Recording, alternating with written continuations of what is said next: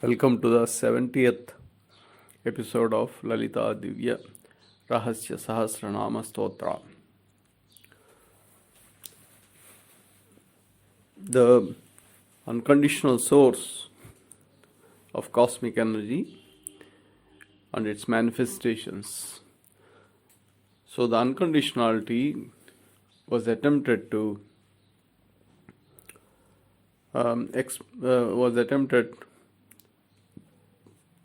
the explanation of unconditionality was attempted in terms of mathematics, language of mathematics. So the two ends of the extremes of the unconditionality, that is shunya and infinity, that is zero, infinity, are not easily practicable in everyday life, and hence the nectar of these two, without introducing adultery, without losing its unadultery, is available in the form of Advaita, practicing of Advaita.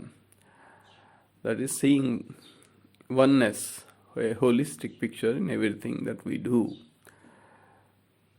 That holistic picture is the unification of northbound and southbound forces in the body. So when they are united, they are not two. There is only one. There is a unified force, and that is oneness. So that reaching that state of oneness through the saturation of the tastes, that kind of training is provided through Lalitha Sahasranam Stotra. So let us move on. The next nama is Nirnaasa.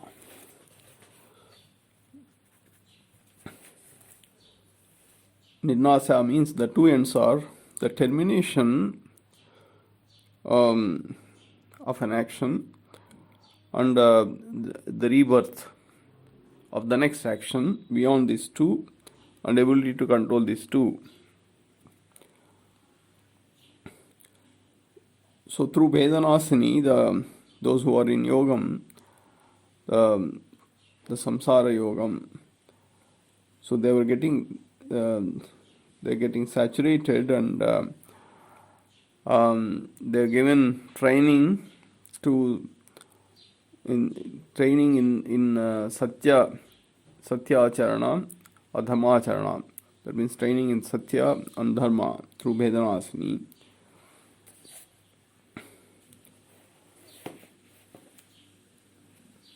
So dharma, as pointed out, so it is changing in time and space, whereas satya is something that doesn't change, invariant.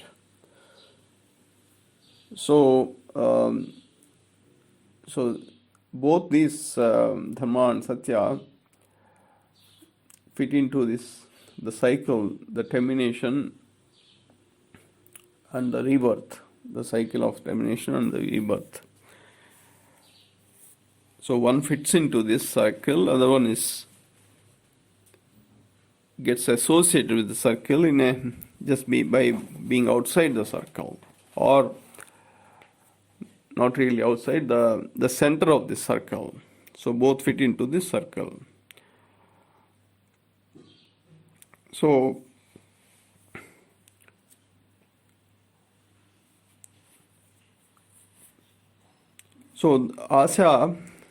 asya means desire. So having a desire of owning something, that is asya, and the ability to perform an action or karmacharana, to acquire that, to own that particular thing, that is asya. So asya can be a clockwise direction, dharmacharana, or it can be anti-clockwise direction, adharmacharana, or it can be even the beyond these two, the satyacharana, that is the reference of this dharma, wheel of the dharma. So Nirnaasa means the universe from its beginning till its end, the termination of the origin of the universe and the termination of the universe. Between these two ends, whatever the characteristics of satya and dharma, the actions of the characteristics of satya and dharma, all this having the ability to perform all this through all these desires, the desires that fit in from the origin of the universe and the termination of the universe, all this accumulated, having the ability to execute these many desires, that is Nirnaasa. And the ability to execute these two, and by being beyond these two, that is from the beginning of the universe till the end of the universe, the desires that can fit into the cumulative list or cumulative desires that fit in from the beginning till the end of the universe, having the ability to execute so many desires by being beyond this state is Nirnaasa. So this encompasses almost everything. So anybody who wishes to quickly saturate their desires, so this is one nama to chant. So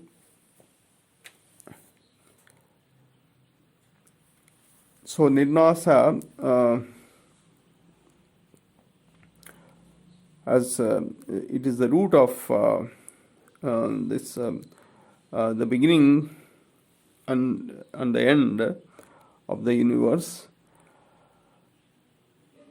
So this through this Nirnaasa, the fire element or the faculty of personality, this it gets into it becomes the ingredient to the fire element of the personality through this Nirnaasa.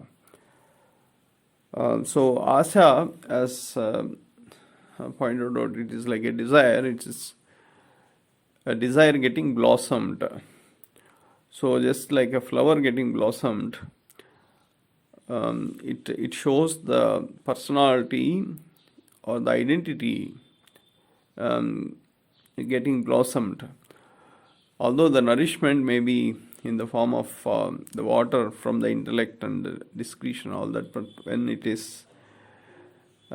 blossoms, the flower or the fruit, when fruit shapes up, it is a reflection of the personality.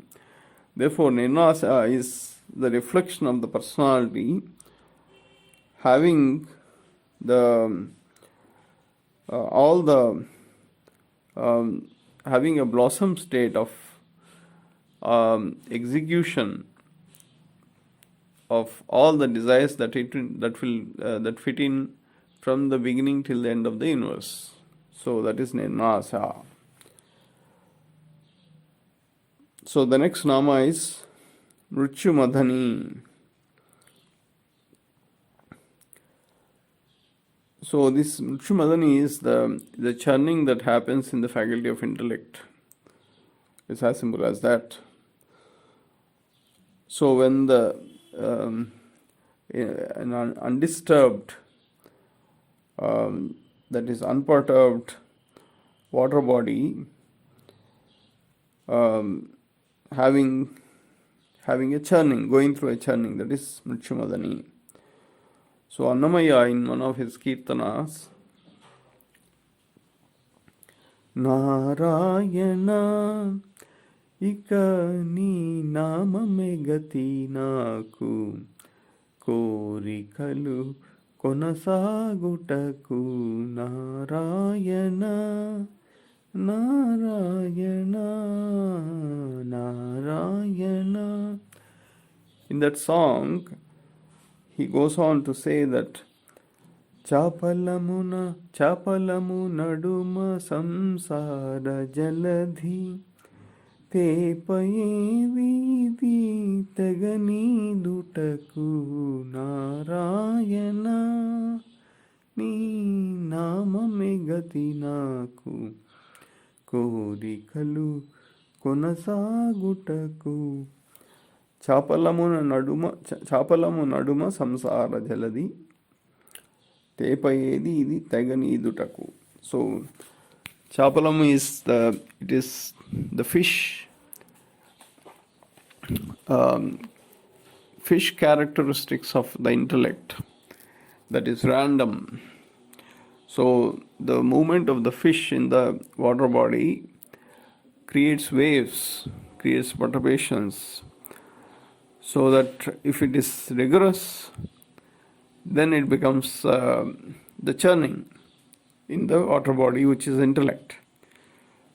So that is what Annamaya was also saying, that so there is a churning that is happening because of this, the samsara yoga. Samsara yoga is not, it's not simple to run a family in a responsible manner. There are so many ups and downs while going through this family. That is samsara yoga. So there is, these ups and downs are essentially creates a churning all the time. And in Ramayana, Narada also pointed out the same thing through this sloka. Tatra drusto janas sarvan nana klesa samanvita nana yoni samutpannasya manasva karmabhi. So klesa means here the difficulties. So nana klesa means there are so many difficulties. Janas sarvan, that means all the entire the humanity. Nana yoni samutpanna, so they are succumbed to this cycle of yoni, means the corridor of our existence, the birthplace of our existence. So nana yoni samutpanna means the people on earth are succumb to the cycle of death and birth. So immediately after death they are taking again rebirth. Again they are getting caught up in this chapalamuna samsara jaladi. That is the churning of the samsara, not able to get saturated, again dying, again taking birth. So nana yonishu means, so whichever the opportunity is given for rebirth, they are just grabbing that opportunity and acquiring the body again going through the cycle. So that is what Narada is saying. So this is a churning that is happening.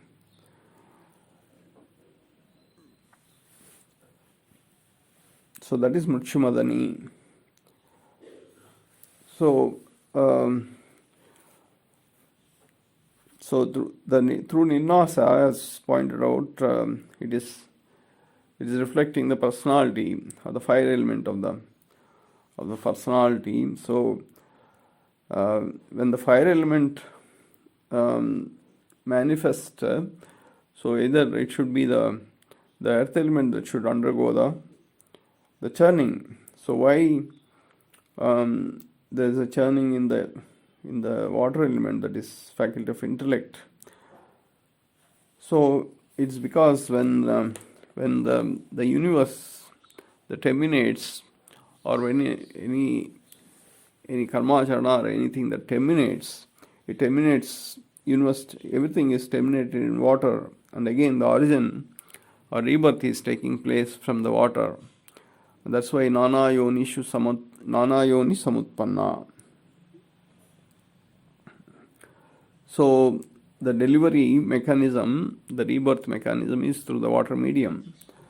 So when there is a termination of the universe happens, so it all terminates in the water, and the rebirth happens from the water. So although the Nirnaasa has blossomed the personality, so it encompasses the beginning till the end, the universe beginning from the end, all the ability to execute all this.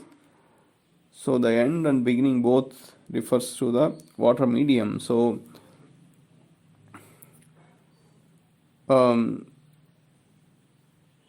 so in that when the termination of the world happens, all the faculties get terminated into the water, that is into the faculty of intellect. Therefore the fire element that manifested from through Nirnaasa registered its fire element into the water body of the faculty of intellect, and hence there is a churning that happened in faculty of intellects through mrityu madhani. That is what is happening. So this nama is terminated with E, so indicating that it is an ongoing process. It never stops. It never stops. So because if the karmacharana has to be terminated, the next karmacharana has to start from the brahmagrandhi, which is akara. So the termination is so for example, Nirnaasa is finished. It is gone through the Rudragrandhi and started from Brahmagrandhi. So that completes a cycle of birth and termination, and ready for the rebirth. But mrityu madhani is not terminated. It is terminated in the E. So E means it is anahata chakra. So it is ever-going process. So that means the churning is all the time that happens. That's what Narada exactly said. Tato drushto janas sarvan nana klesa samanvita nana yoni samutpannascha manasva karmabhi. So this nana, the cycle of birth and death and rebirth, they are getting succumbed to this cycle. So that is the madhani, that is the churning. So it's an ongoing process. So that's about mrityu madhani. The next nama is Nishkriya. So Nishkriya means faculty of discretion losing its identity in that state.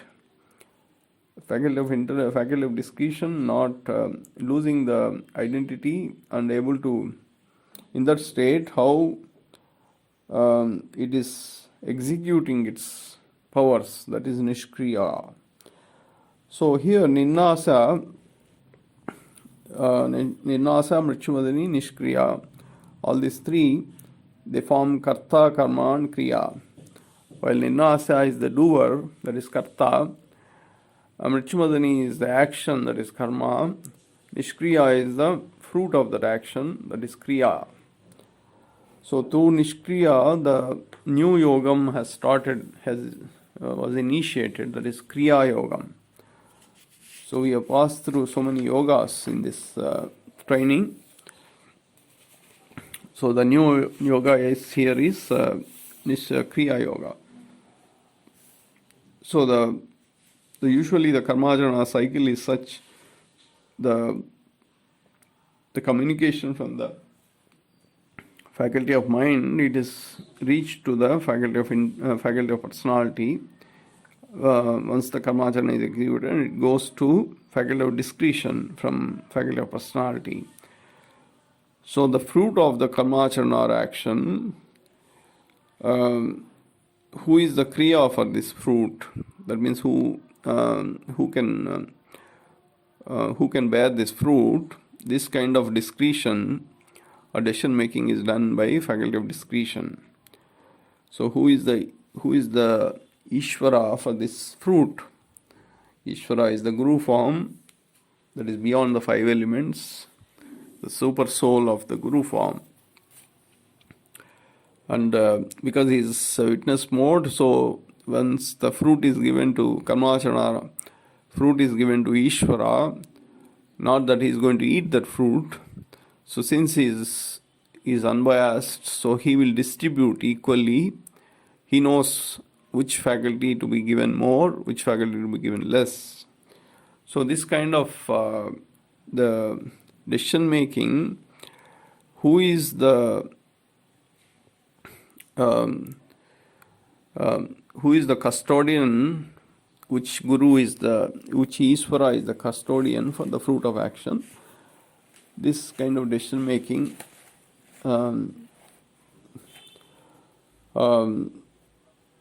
is done by faculty of discretion.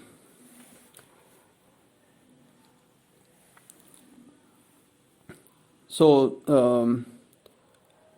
similarly, if the karmacharana fails, so who is responsible? Which Ishvara is responsible? To whom this undesirable fruit to be passed? That the discretion also done by the decision also done by the discretion, faculty of discretion.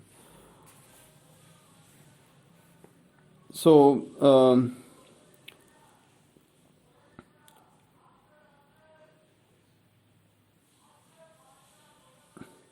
when this termination has happened, all the faculties are terminated into the water medium, and then the rebirth also from the water medium.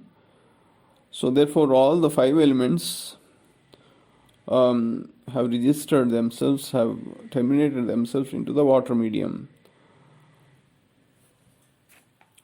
So and hence the faculty of discretion also was terminated into the faculty of intellect. And so since it is terminated in the faculty of intellect, it has lost its identity. It is in identity crisis. So in that state of not having its distinct identity, having terminated its identity into the faculty of intellect, in that state, through the lens of faculty of intellect, the act of decision making to whom this fruit of action to be given, that kind of decision making through the faculty of intellect, that is called Nishkriya.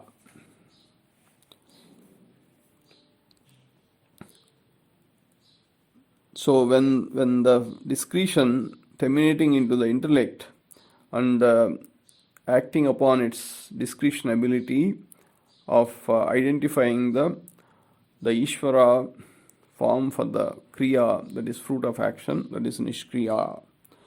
And by being and making this decision, by being beyond this decision, by being beyond this termination and birth, that is Nishkriya. That means the discretion, faculty of discretion, in its identity, losing identity into this intellect at the time of birth and termination, and making decisions on the fruit of action, karmacharana, being beyond these two ends and controlling these two, that is Nishkriya. So through this, the Kriya Yoga was initiated. So the next nama is Nishparigraha. Nishparigraha means the faculty of mind or the air element that is not having a reference, that is not having a base, that is faculty of mind not having a base or a foundation, executing a karmacharana or action, that is Nishparigraha. So what is the reference for the oscillation of the mind? So mind always oscillates between future and the past, and hence the reference for the mind oscillation is the current. So what is the stability to the current is provided through the earth element of the faculty of discretion. Hence, the oscillation of the mind, the reference for the oscillation of the mind is faculty of discretion. Even in nature also, the oscillation of the air, the air movement, the reference for the air movement in nature also, earth is the reference for the air movement. So therefore, the reference for the oscillation of the mind is faculty of discretion. But discretion was terminated in faculty of intellect through from Nirnaasa onwards. So hence Nishparigraha, the faculty of mind reference in Nishparigraha happened to be faculty of intellect. So that is the reference. Intellect is the reference for the kamacharana of faculty of mind in Nishparigraha. So through Nishparigraha, the faculty of mind is giving training to the senses in the kriya yoga, the utilization of the kriya yoga. That means, so what actions are kamacharana to be performed when all the faculties are terminated into the faculty of intellect. That means a scenario similar to the termination of this world. So in that state, when there is a standstill of when there is a standstill of karmacharana that happens, in that is Nishkriya happens, what kind of training to be given to the senses in order to execute the karmacharana. The training is called Nishparigraha, that kriya yoga training of faculty of mind given to the senses. And so this training of karmacharana essentially leads to either termination or the rebirth, the ability to rebirth. So by beyond and this kind of kriya yoga training to again relaunch or to terminate by being beyond these two, that is Nishparigraha. So that completes this sloka. Nirnaasa, mrityu, madhani, Nishkriya, Nishparigraha.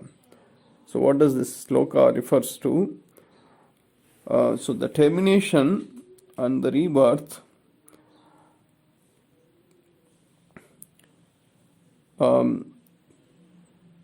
so these are through this so from the previous sloka Vedanasini, the satyacharan karmacharana was introduced. So now it is one step further. So beyond satyacharan and dharmacharana, once the saturation of these happens, then there is a termination and a rebirth of this the universe. So that that is being introduced through kriya yoga. That means kriya yoga is beyond the satyacharana and dharmacharana. So that kind of teaching or preaching is introduced through this sloka, and the kriya yoga itself was introduced in Nishkriya. So Nishparigraha essentially teaches. It essentially refers to the saturation of the in the kriya yoga. So Nirnaasa, mrityu, madhani, Nishkriya, Nishparigraha introduces the action cycle beyond satyacharan and dharmacharana through the introduction of the kriya yoga and the saturation of the kriya yoga. Okay, so that means there's an evolution that is happening to those individuals who are untamable, who are not able to accommodate themselves in any of the divisions. So there is a constant progress that is happening to these individuals. So through Nirnaasa, the personality or ego that is filled with kriya yoga was given training, and through mrityu, madhani, the faculty of intellect was administered training. Nishkriya provides training to the faculty of discretion, and Nishparigraha, through Nishparigraha, faculty of mind is being given training. So that's about this sloka. The remaining slokas we will explore in the next episode. Thank you.